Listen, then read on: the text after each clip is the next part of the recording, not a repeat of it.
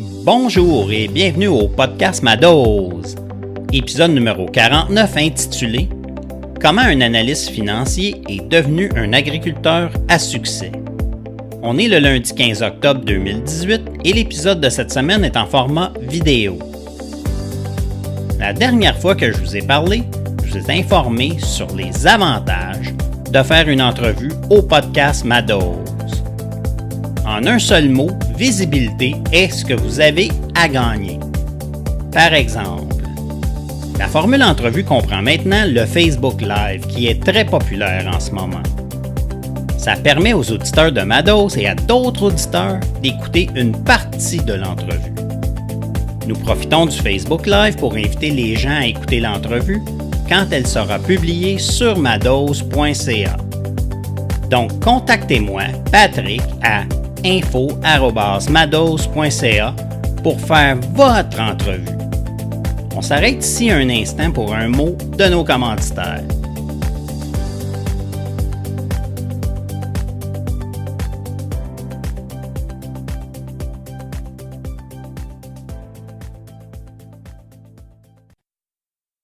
Bonjour tous les entrepreneurs, travailleurs autonomes et gens d'affaires. Avez-vous besoin d'un pied à terre à Salaberry de Valleyfield? Avez-vous besoin d'un endroit inspirant pour donner ou recevoir une formation? Alors, la Business Case, située au 75 rue Alexandre à Salaberry de Valleyfield, est pour vous. Pour seulement 15 $ par jour, vous avez accès à tous nos services, café, thé et tisane de qualité à volonté et un endroit inspirant qui brise définitivement l'isolation. Alors, au plaisir de vous y voir. En direct de la Business Case, il me fait plaisir de vous présenter mon invité, Monsieur Éric Leboeuf du domaine Erdman. Éric, comment ça va? Ça va bien, Patrick. Bon, écoute, Éric, on va débuter avec la partie numéro 1, qui est le profil de l'entrepreneur. C'est-à-dire qu'on va demander que tu parles de toi un petit peu, afin de mieux te connaître. Et pour débuter, je vais te poser cette question. Où as-tu grandi? Moi, je suis natif de Valleyfield. J'ai toujours pas mal gravité autour de Valleyfield, qui est ma ville natale. Puis j'ai passé toute mon enfance, mon adolescence et ma vie de jeune adulte aussi. Par la suite, on a aussi habité autour de Valleyfield, là, en milieu rural, Saint-Stan, Saint-Anicette, sporadiquement. Puis, par la suite, professionnellement, j'ai dû m'exiler à Montréal. C'est une grande ville juste au nord, au nord-est de Châteauguay. Du Suroît. C'est ça. Bon, vu que t'en parles, ton profil professionnel, est-ce que tu pourrais nous donner un peu de commentaires là-dessus? Donc là, t'es rendu dans le domaine de l'agriculture, mais c'était pas ça dès le départ, là. Non, Patrick, initialement, moi, j'ai une formation en immobilier. J'ai fait une technique d'estimation et d'évaluation immobilière à la sortie au cégep, à la sortie du secondaire. Là, je me cherchais un peu, puis je suis parti dans ce domaine-là. Donc, j'ai toujours travaillé autour de l'immobilier, soit comme entrepreneur moi-même en inspection en bâtiment, vu que j'avais une formation technique, mais par la suite, puis avant, puis pendant et après aussi au niveau de l'analyse financière reliée à l'immobilier, spécialisé dans les tours à bureaux, les centres commerciaux pour des cabinets privés. J'ai aussi travaillé pour une société d'État, toujours en immobilier, pour la Société des alcools du Québec, pour ne pas la nommer. Puis par la suite, je suis retourné au privé, toujours en immobilier, comme analyste financier, spécialisé en immobilier. Jusqu'en 2013, où j'en avais un peu marre de cette vie-là. Ça me convenait plus. Je me disais, Éric, il te reste à peu près 15 ans, 20 ans de vie professionnelle à faire. Tu peux pas être malheureux. Donc, j'ai décidé d'aller... on était déjà propriétaire d'une fermette à Hinchinbrook depuis 2009. Puis en 2013, c'est ça, on avait quelques animaux là. On était des gentlemen farmers, si on veut. Oui, fait que on s'est dit, écoute, ma fille commençait l'école, donc je voulais être qu'il y ait au moins un des deux parents plus près de notre fille.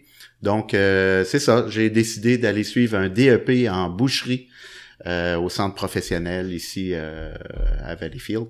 Puis pour pouvoir développer puis avoir un certain contrôle sur la mise en marché de mes produits de la ferme. Donc on élevait de l'agneau, du faisan, de la pintade, ainsi de suite. Du canard, surtout du canard, oui. Donc c'est ça. C'est ça. Il y a quelques personnes qui t'ont influencé pour un peu te guider vers ce domaine-là. On parlait de ça à micro fermé tantôt. On parlait d'agriculteurs du coin ou du moins des gens qui sont dans le domaine de l'agriculture. Peux-tu commenter un petit peu là-dessus Oui, aussi? Moi, j'ai toujours été un client de marché fermier. J'ai toujours aimé l'achat local, des produits nichés, des produits de qualité, plutôt que manger un gros steak 16 onces qui vient pour ne pas nommer de bannière connue, là. Mais préférer manger un bon 100 grammes d'une bonne viande bien élevée. C'est sûr que j'ai toujours admiré des gars comme Marc Mimo qui faisait de l'agneau à Saint-Stan, un gars comme Sylvain Gascon qui faisait du veau de lait, puis par la suite avec sa fille qui ont développé du chevreau de boucherie, donc qui sont encore dans le domaine d'ailleurs. Donc c'est des gens j'ai toujours admiré ce type de travail-là. Je savais que c'était pas sans effort, mais je trouvais que c'était une deuxième carrière qui pourrait m'intéresser. Oui, c'est sûr que c'est pas sans effort, comme tu dis, effectivement. Non, loin de là, En fait, on embarque dans quelque chose qui demande quand même beaucoup de main à la pâte, je peux m'exprimer ici. Là, oui, tout à fait. Quand et comment t'es-tu intéressé aux affaires, Éric? J'ai toujours eu un peu la fibre entrepreneuriale. Je suis peut-être mon petit côté bad boy, j'ai jamais vraiment, pas un problème avec l'autorité là, mais j'aime bien contrôler mes choses. Donc c'est sûr que quand j'étais en immobilier, j'ai parti ma compagnie, Le Bœuf Immobilier Conseil, qui était spécialisée dans l'analyse financière pour des clients institutionnels, des agences de courtage immobilier commercial, où j'offrais des services d'analyse financière, mais aussi plus technique en tant qu'inspecteur en bâtiment pour le résidentiel ici à Valleyfield.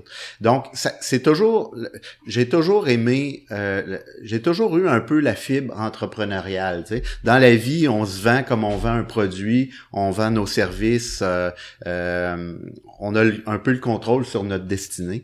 Ben ça c'est primordial si tu veux te partir en affaires. Donc, j'ai poursuivi sous cette veine-là. Puis ça m'est bien utile aujourd'hui. Puis, d'ailleurs, c'est un aspect qui m'intéresse beaucoup, la mise en marché de mes produits, d'avoir le contrôle de la qualité, puis de la distribution de mes produits, là. Parlant justement de la mise en marché de tes produits, puis tu y as fait allusion tantôt aussi, je sais que tu es un fan vraiment pour prôner les marchés locaux et tout ça. Y a-tu quelque chose qui fait que que vraiment c'est ça que ça te pousse à dire c'est bien d'acheter local? Y a-tu une influence quelconque autre que ce que tu as mentionné tantôt qui t'amène à ça, finalement, à dire... c'est sûr que mon leitmotiv, c'est vraiment l'achat local. Moi, si les gens achètent du sanglier localement, ils aiment mon produit, ils aiment la qualité de la viande, la conformité, la belle conformité de viande de sanglier que j'offre. Mais si je mets de l'ail qui provient de la Chine ou des produits qui proviennent de l'extérieur de ma région ou de d'autres pays, ça m'interpelle moins. Je trouve que je suis moins conséquent. D'ailleurs, de Mannerman, on est fiers d'avoir une collaboration. On a 9 produits qui proviennent de la région qu'on a intégrés dans nos produits de transformation, que ce soit nos rillettes aux poirées de glace de Pierre-État, que ce soit nos shiitake qui nous proviennent d'une productrice de champignons de la région, un rail local, une bière locale dont la corruption, pour ne pas la nommer, là, de la microbrasserie Malteus. Oui. Donc, on essaie le plus possible d'intégrer des produits locaux, là. Sirop d'érable, de l'hermine. Je veux pas l'oublier, là. Je veux arrêter de faire du name dropping, mais on est fiers de ces partenaires-là. Puis d'ailleurs, tous nos produits sont identifiés dans la liste des ingrédients avec pour rendre hommage à ces producteurs-là. Puis même souvent, on va mettre leur logo sur nos produits pour montrer que le poiré de glace vient de cet endroit, okay. La bière de cet endroit, le sirop d'érable de l'autre.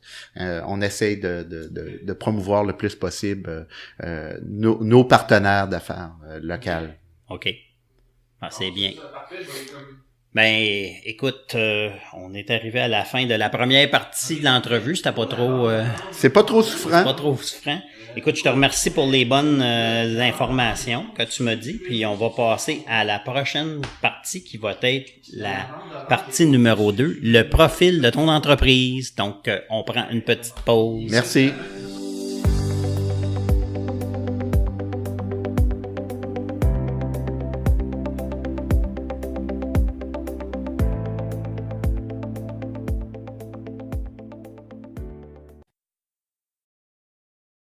Bon, ben Eric, comme que je te l'avais dit tantôt, on va passer au profil de l'entreprise.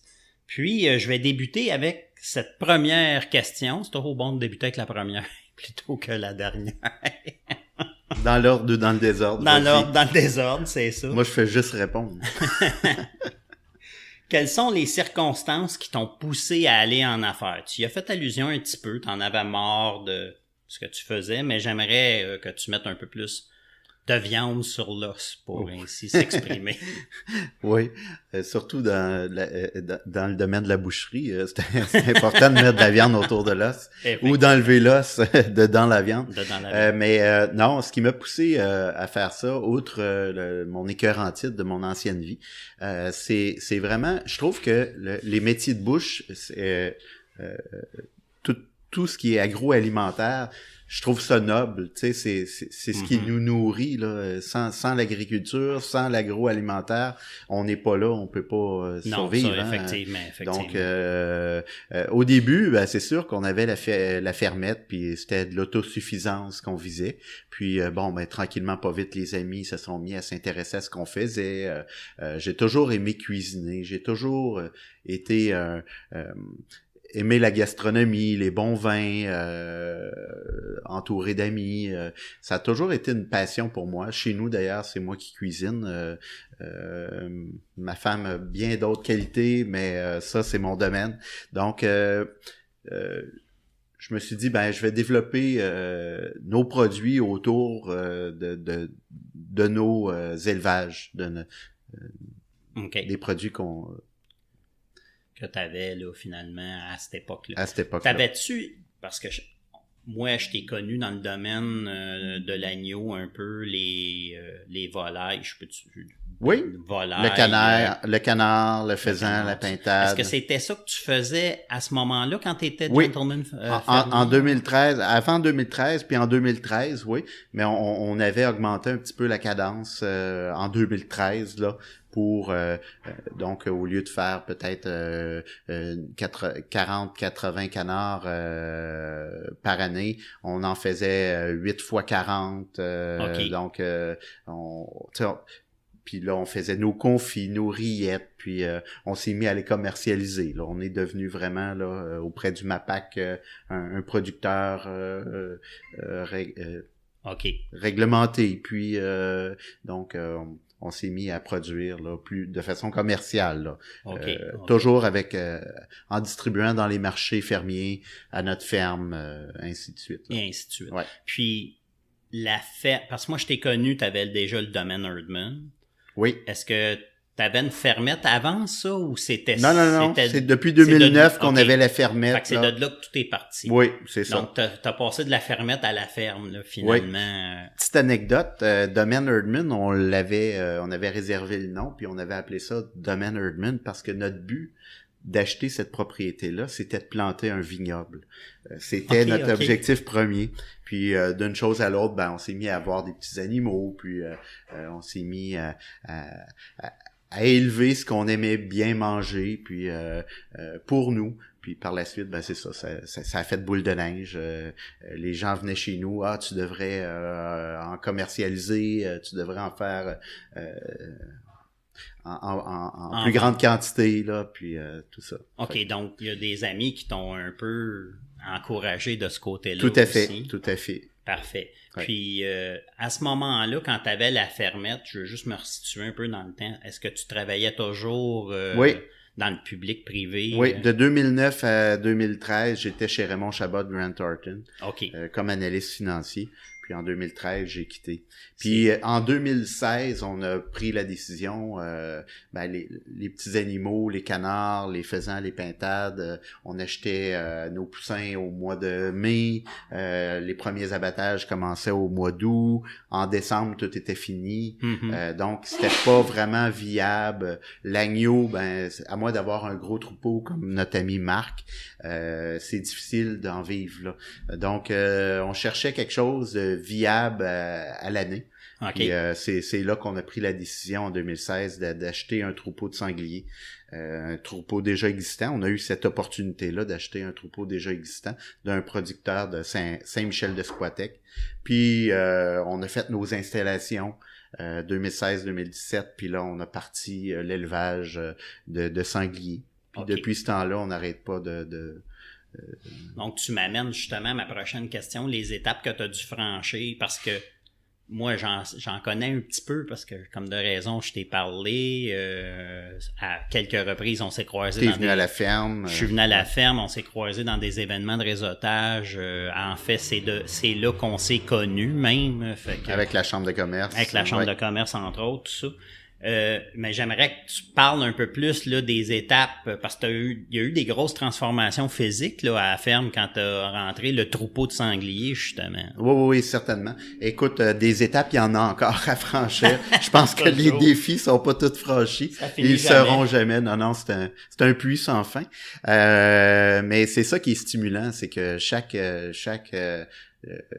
embûche, chaque défi qui se lève devant soi a sa solution à portée de main. C'est à toi de la développer puis de te donner les moyens de tes ambitions.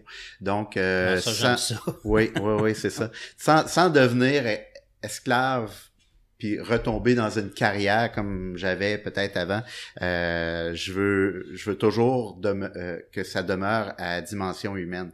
Mais les étapes du début, là, quand on a commencé à penser aux sangliers, toutes nos installations, nos clôtures, on a 4 acres de pâturage clôturés, 2 pieds de clôture dans le sol, 6 pieds hors sol, en clôture frost. Écoute, c'est un défi immense. On a fait ça en janvier-février 2017, en plein hiver, toutes les installations, couler le béton pour les maternités froides, c'est des gros investissements. On a puisé dans notre vieux gagné, c'est sûr, mais il fallait se donner les moyens de nos ambitions justement pour y arriver. Ensuite, développer la boutique, la modeste boutique. Oui. Elle n'a de boutique que le nom. Mais éventuellement, c'est ça. Là, on projette de construire notre boucherie attenant à la boutique. Donc, c'est tout des développements. Puis peut-être éventuellement que cette boutique-là soit C1. Donc, qu'on puisse vendre à des petits commerces locaux. Parce qu'on veut quand même garder notre distribution dans une mise en marché de circuit court. De circuit court. Oui, donc pour nous, c'est important, ça répond à nos valeurs, donc on va continuer dans ce sens-là. Donc, OK, Eric, tu nous disais finalement que, parce que là, tu parlais de creuser dans le sol pour les clôtures, puis tout ça, là, écoute, on est loin des canards et des agneaux et tout ça. Se donner les ambitions pour se donner les moyens pour nos ambitions, c'était quelque chose quand même. Ça a été tout un investissement, j'imagine, d'argent, de temps et d'énergie. Beaucoup. Il y a qu'est-ce qui t'a déclenché quand même de passer du canard, agneau et tout ça au sanglier? Y a-tu un facteur déclencheur là-dedans ou c'était juste comme une opportunité qui passait ou je vais te laisser commenter là-dessus? Après ma barre, moi, j'ai toujours élevé des produits qu'on aimait manger. Faut toujours que ça parte de la passion, de l'amour du produit. OK. Donc là, le canard, c'est un produit qu'on aimait beaucoup, l'agneau aussi.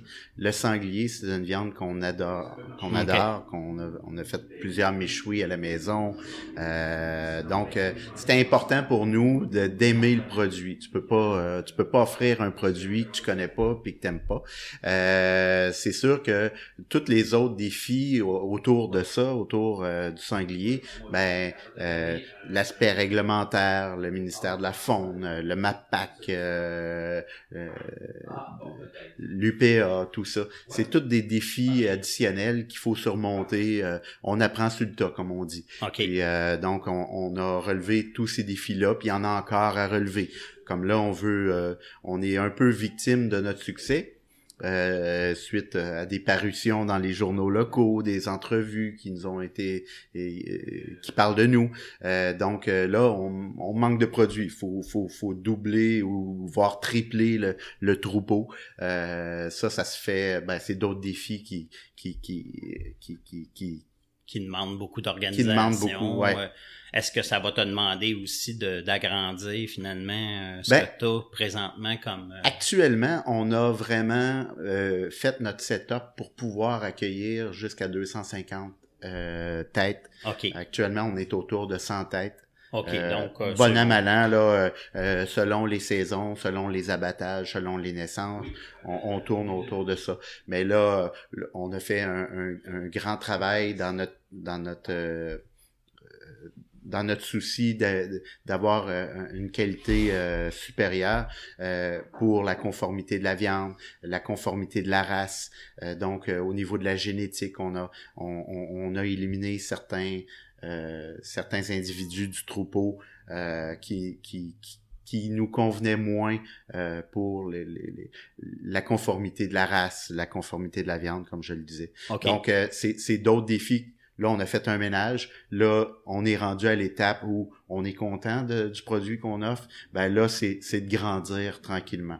Toujours avec, en perdant pas de vue, l'aspect, la dimension humaine. OK, dimension humaine, oui, parce c'est que ça. Les gens, aujourd'hui, ils achètent local, ils veulent voir... ils veulent connaître Éric Leboeuf, ils veulent connaître Guylaine, ils veulent connaître Milly, ma fille, qui participe avec nous dans des événements. Ils nous voient sur la photo, ils voient que c'est nous qui sommes là, ils viennent à la ferme, c'est nous qui leur répondons. Je veux pas devenir international ou développer pour en faire une grande business là. Quand tu dis grande business, on peut avoir quand même une grande business. Une grande locale. Business, mais à dimension humaine. C'est ça, c'est ça. Je veux être la référence dans l'élevage de gibier dans la région. Mais je veux pas devenir esclave d'une mise en marché qui en finit plus, fournir des commerces, fournir des... on veut demeurer à dimension locale. C'est notre leitmotiv, je l'ai dit dans l'introduction. Oui. C'est important pour nous, on y croit beaucoup à cet aspect-là. Bon, t'en as parlé un peu, puis je vais te demander d'en reparler encore de tes spécialités. C'est quoi les spécialités au domaine Herdman? c'est sûr que l'avantage qu'on a, en ayant suivi mon cours de boucherie, puis tout ça, c'était voulu, là, c'était le but. L'avantage qu'on a, c'est non seulement de faire l'élevage, mais aussi de contrôler notre boucherie, le vieillissement de notre viande, notre transformation, les ingrédients qu'on met dans notre transformation, faire les saucisses, mes rillettes, mes crotons, mon bacon maison que j'ai développé sans nitrite. Toujours avoir un aspect d'introduire des produits locaux, de le faire selon le désir de la clientèle. Moi, j'ai le feedback, j'ai les commentaires de mes clients. Je suis à l'écoute de mes clients souvent. La majorité du temps, selon la majorité des clients, je vais ajuster mes produits pour satisfaire la plus grande majorité de mes clients. Oui, Donc, je suis à l'écoute. J'ai cet avantage-là en faisant tout moi-même, plutôt que d'impartir la boucherie, d'impartir la fabrication de mes saucisses avec des recettes déjà établies comme tout le monde peuvent faire. L'avantage que j'ai, c'est de développer mes propres recettes. Oui, c'est ça donne cette flexibilité-là. C'est ça, cette flexibilité-là. Tous les agents de conservation, j'élimine tout ce que je veux pas. Le boyau naturel. On a vraiment développé un produit qui est à notre image, là, puis on en est fiers. C'est ça. Donc, on est loin là, du sanglier qui est juste utilisé pour faire un méchoui. Là. On parle de beaux et bons produits finis. Là, un méchoui, c'est super festif. Oui, exactement. On en fait des méchouis à domicile pour des gens, des événements corporatifs, tout ça. Mais c'est peut-être la façon la plus barbare de faire cuire un sanglier. J'ai rien contre ça. Moi-même, je suis un adepte de la viande de méchoui, j'adore ça. Sur un bon feu de bois d'érable, de pommier, on en fait fréquemment, c'est très populaire. Je vends même sous vide des sacs de viande de méchoui déjà cuits en portions individuelles. C'est vraiment bien aimé. Sauf que le sanglier, c'est une viande délicate. C'est une belle viande avec des bonnes valeurs nutritives. Je me plais à dire qu'elle a de bonnes valeurs comme moi. Mais pour ce qui est de la viande de sanglier, c'est ça, c'est une viande rouge très maigre, très haute teneur en protéines, en fer. Donc, c'est toutes des valeurs nutritives qui sont très tendances. Les gens qui s'entraînent, les gens qui ont des régimes à haute teneur en protéines, sont des adeptes de nos produits. C'est une viande très maigre qui se mange saignant pour les parties les plus tendres. On peut les mijoter aussi pour certaines autres parties. Donc, on décline vraiment le produit là, sous tous ses angles. Il n'y a rien qui se perd chez l'animal. Chez nous, là, l'avantage qu'on a de faire notre boucherie, c'est qu'on va même récupérer la panne, le gras intérieur qui est très fondant, pour faire ce qu'on appelait, nos grands-mères appelaient le saindoux, là, pour faire les pâtes à tarte feuilletée. Donc, nos pâtés de viande à la bière sont faits avec une pâte dans laquelle on introduit notre propre saindoux. On vend du saindoux à des pâtisseries, des gens qui veulent faire des pâtisseries. Donc, l'animal n'a pas donné sa vie pour rien. Là. Donc, l'avantage qu'on a, on fait nos crotons, nos têtes fromagées. Donc, on a l'avantage de développer tous nos produits en respect avec la qualité de la viande. Nous avons atteint la mi-temps de la deuxième partie de l'entrevue. On en profite pour faire une petite pause.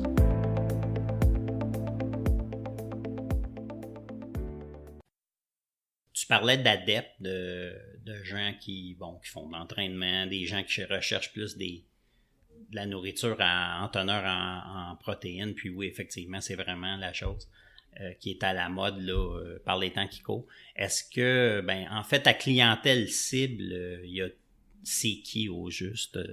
Il y a ces adeptes-là, bien entendu, mais il doit y avoir, j'imagine, d'autres types de personnes. Dans les marchés, c'est drôle. J'avais des préjugés au début. Je m'attendais à une clientèle bon, c'est sûr que la venaison de sanglier, c'est pas donné. Hein? Un sanglier, contrairement à un porc va prendre 5-6 mois avant d'être prête pour l'abattage. Un sanglier, on parle de 15 à 18 mois pour avoir une belle conformité de viande. Moi, je m'attendais... on tourne dans des gammes de prix un peu autour du sanglier. Je m'attendais à une clientèle fortunée, informée, qui peuvent se payer ce genre de produits-là, mais non. À force de parler de nos produits, à force d'éduquer les gens, de leur expliquer ce qu'il y en est, on a une clientèle vraiment variée. Ça commence souvent avec m'en parlait à mon mari, il aime ça, ce type de viande-là. Okay. Puis là, tout le monde goûte à mes produits, puis souvent, c'est les enfants qui vont dire à leurs parents, on veut de cette saucisse-là pour souper. Non, notre clientèle est très variée. C'est sûr que il y a une clientèle plus masculine. Souvent, ça passe par madame qui vient acheter les produits soi-disant pour monsieur, mais après, la démocratie fait son chemin. Puis, non, notre clientèle est très variée. C'est très, très, très varié. OK. Ben, c'est bon à savoir. Donc, on n'a pas besoin d'être spécial pour acheter. Non, c'est ça. Dans les opérations de jour à jour du domaine Herdman, quelles sont tes sources de publicité aux médias qui sont utilisées? Ben comme je table sur la distribution en circuit court, là, une mise en marché en circuit court, je fais les marchés, marché de fermier d'Huntington qui est un super beau marché festif, le marché public de Valleyfield le jeudi puis le samedi, Huntington le mercredi, de mai à octobre, on participe à des événements corporatifs, événements culturels, festivals de bière, mais on table toujours sur des événements locaux. Donc, pour attirer cette clientèle-là, naturellement, un incontournable, les réseaux sociaux.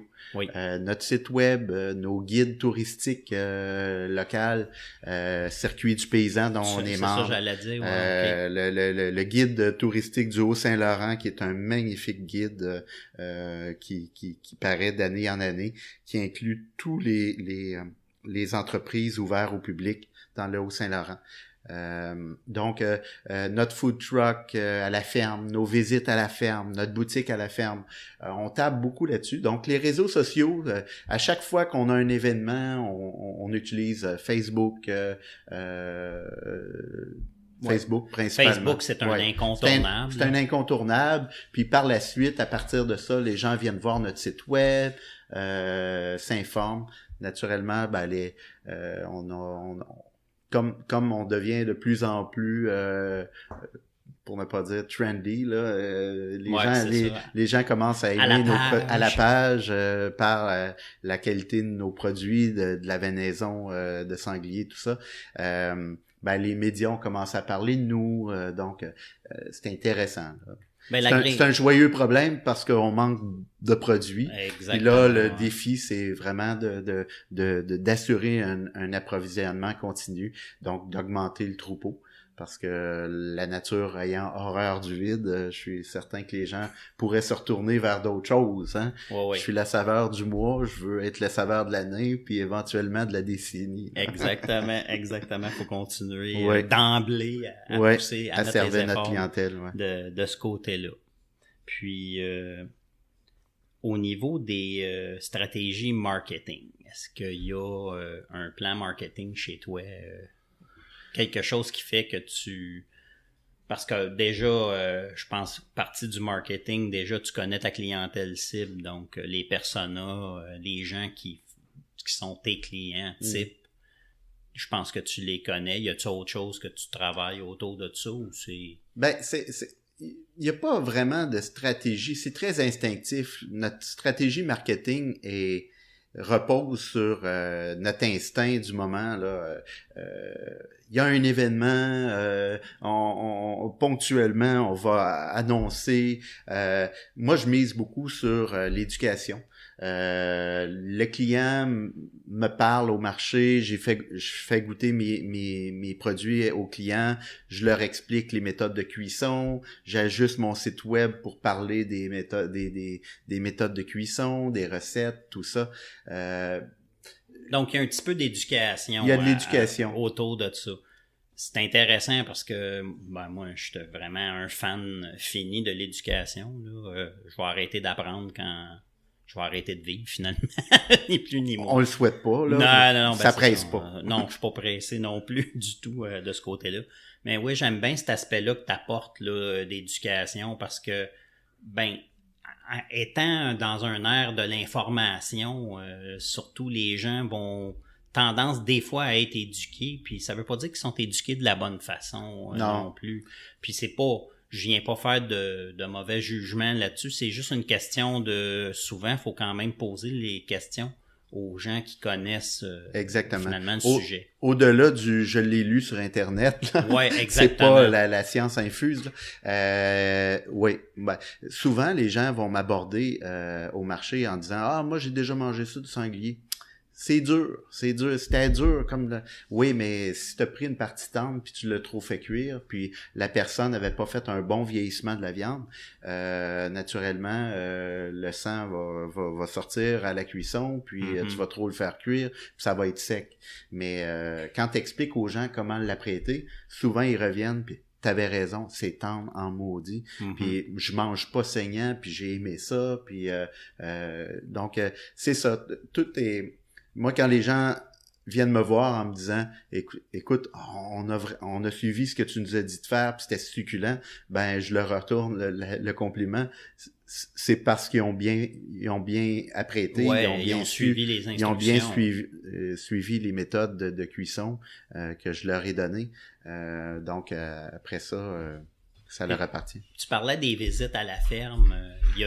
C'est-tu un moment aussi opportun où les gens vont poser des questions? Mais c'est-tu plus des questions au niveau de l'élevage ou vraiment on tombe dans les questions de cuisson et ainsi de suite? Là? Écoute, la visite à la ferme, là, c'est vraiment ma paye, ça. Ça, c'est mon cadeau.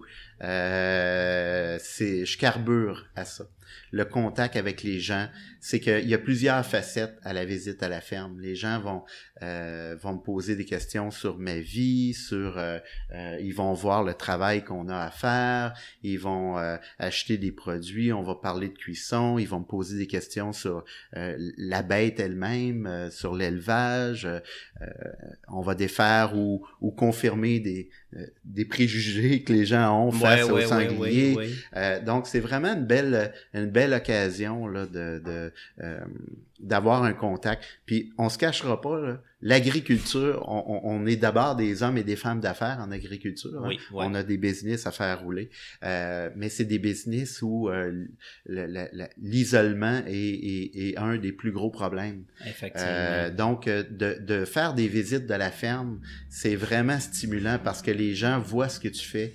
Ça brise notre isolement comme agriculteur. C'est sûr que oui, en faisant des marchés, en faisant des événements, mais le contact, il est pas aussi c'est pas le même intense, contact, c'est ça. Non, c'est il ça, est plus superficiel. Alors qu'à la ferme, chaque visiteur devient comme un ami. Il a l'impression d'être notre ami pour le temps de la visite, puis souvent, ça demeure des amis. Ça demeure des amis. Ça demeure des clients fidèles. Là, donc. C'est un beau lien. Oui. C'est une belle...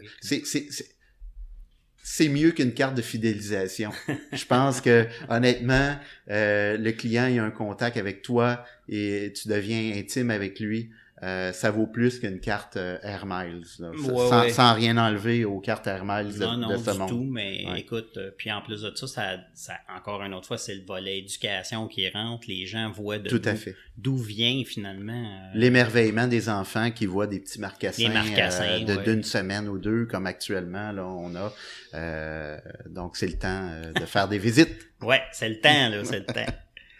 Puis, pour ce qui est des buts que tu vas avoir à atteindre ou que le domaine Herdman, finalement, va avoir à atteindre, sans nécessairement tomber sur tes buts personnels aussi, mais tu peux les mettre. On n'est pas restrictif au podcast Ma Dose. Quels seraient tes buts à court et à long terme? Mon but premier, Ben justement, Patrick, tu l'as dit, il est purement personnel.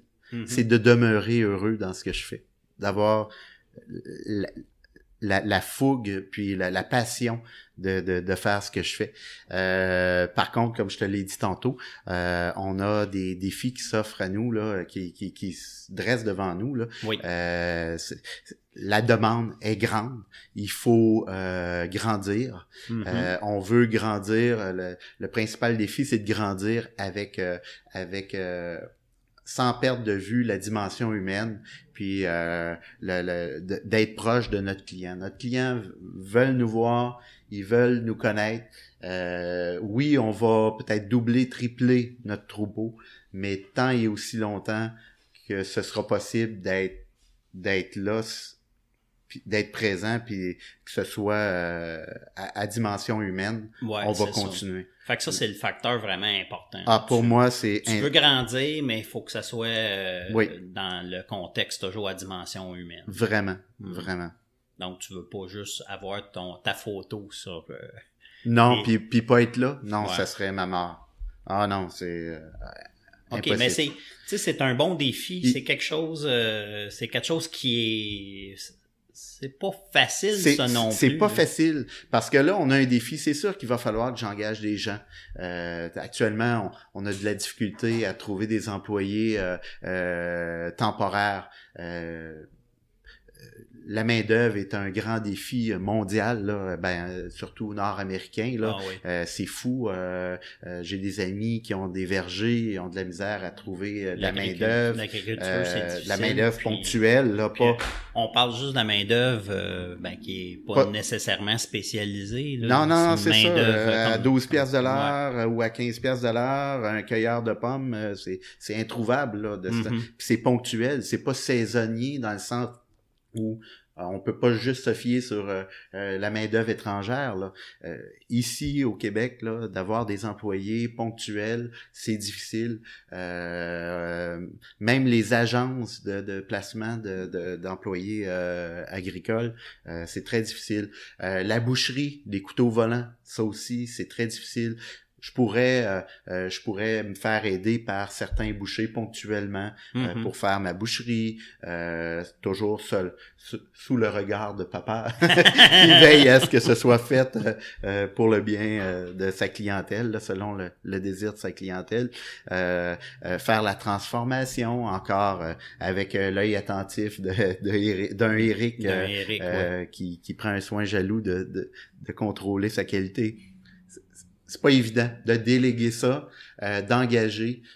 Donc, il va falloir que je le fasse, mais il va falloir que je veux garder une mainmise sur tout ce que je vais faire. Ça a l'air un peu control freak, là, mais je veux garder le contact. Je veux pas perdre. Hein. C'est le côté contact humain, là, on s'entend. C'est pas le côté juste de dire je veux conserver la qualité. Oui, c'est un facteur qui est là. Mais primordial, oui. Mais je veux dire, c'est pas juste ça. Là. On voit que ton agenda, c'est vraiment de pouvoir être toujours finalement dans le processus, puis d'être toujours là quand quelqu'un aurait comme une question ou quoi que ce soit. Exactement. Puis c'est pour ça, quand les gens consultent souvent ils vont faire ils consultent notre page web, notre carte d'affaires ou les guides touristiques, ils vont souvent se présenter chez nous sans rendez-vous.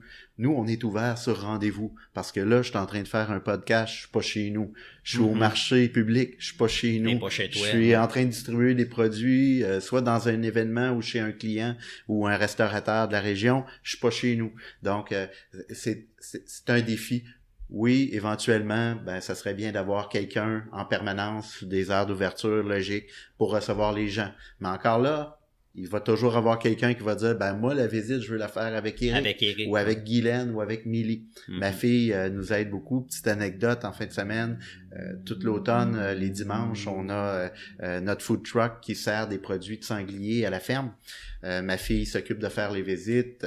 Elle qui est super gênée, c'est un défi pour elle, puis elle est super bonne. Les gens apprécient leur visite comme si c'était moi. C'est une extension de Ben oui. de moi-même. C'est sais, je veux dire, c'est un bel apprentissage pour elle. Ah oui. Puis c'est super, je veux dire, c'est tellement chaleureux quand tu vois que tes enfants prennent tes conseils et les mettent en application. Sans oublier mon épouse qui me supporte dans tout. Là. Exactement. Oui, non, ça, écoute, c'est très important, tout ça.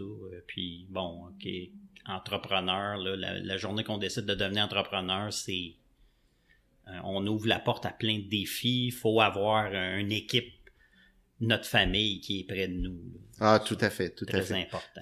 Que ce soit juste le support moral. Oui, non, exactement. Souvent, ils peuvent difficilement faire autre chose que le support moral. Moi, dans mon cas, c'est le support moral, puis la logistique, l'administration. Allô, Guylaine? la publicité, la mise à jour de la page Facebook, répondre au téléphone, emballer les produits. Merci, Mélie. Puis deviennent nos premiers fans aussi là, vraiment, de notre entreprise. Vraiment. Bon, ben on tire proche de la fin de la deuxième partie. Juste avant que je termine, il y a, je sais pas si tu voudrais partager une petite promotion justement du domaine Herdman. Ben écoutez, j'avais pensé, tous ceux qui vont me parler de la capsule, qui auront écouté la capsule de Madose sur le web, sur madose.ca, ben mentionnez-le moi, puis je vous offrirai un 5% sur nos produits achetés à la boutique. Excellent. Ça va être bon, ça. Hein, Patrick? Oh oui, parfait. Puis le 5% se retrouve dans vos poches. Là. Oui, pas dans les poches de Patrick. Écoute, Éric, merci beaucoup pour toutes ces excellentes informations. Ben, ça m'a fait plaisir, mon Patrick. On va passer à la ronde de questions à Mylène, mais avant, un petit mot de nos commanditaires. Super.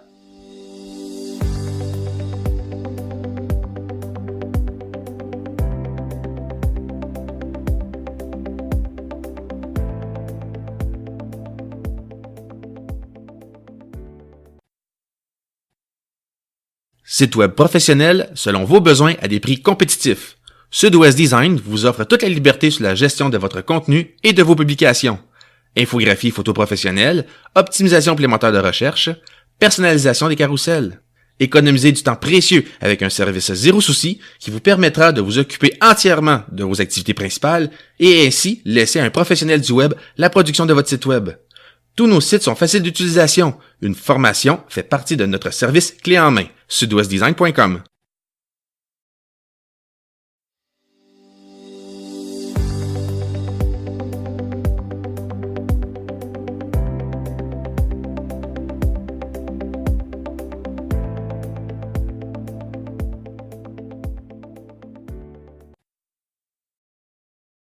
Bonjour Éric et bienvenue à la ronde de questions à Mylène. Ouais, tu t'auras rendu compte. Tu vas te rendre compte que Mylène n'est pas là aujourd'hui. Ben non. Donc Mylène est absente. Tu nous annonces rien, là. Non, j'annonce rien. En fait, c'est ça.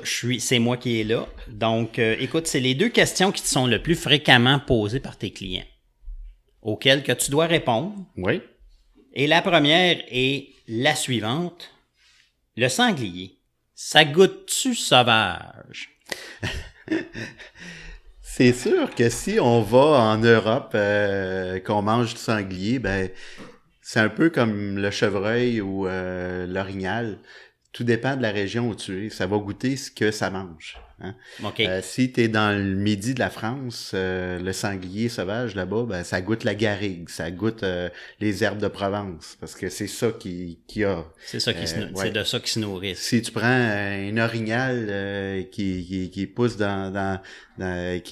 qui vit dans un milieu de conifères, ben oui, ça va goûter un peu le conifère. Il va être sapineux. Ouais, c'est ça, il va être sapineux. Mais le sanglier d'élevage, comme nous on le fait, ça mange en pâturage, donc ça mange de l'herbe qu'on lui donne à tous les jours, puis des suppléments de grains, de la drèche de brasserie, de la drue de blé, du tourteau de soya, donc des céréales, des dérivés de céréales naturelles, végétales qu'on donne. Donc le goût il est très très délicat. parce que on lui donne une nourriture adaptée pour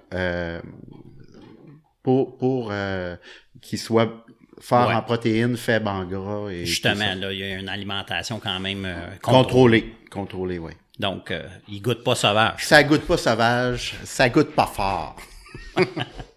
La deuxième question que tu te fais poser le plus fréquemment, c'est un sanglier. C'est agressif, ça? Ou du moins, c'est agressif? Ça demeure un animal sauvage, un sanglier.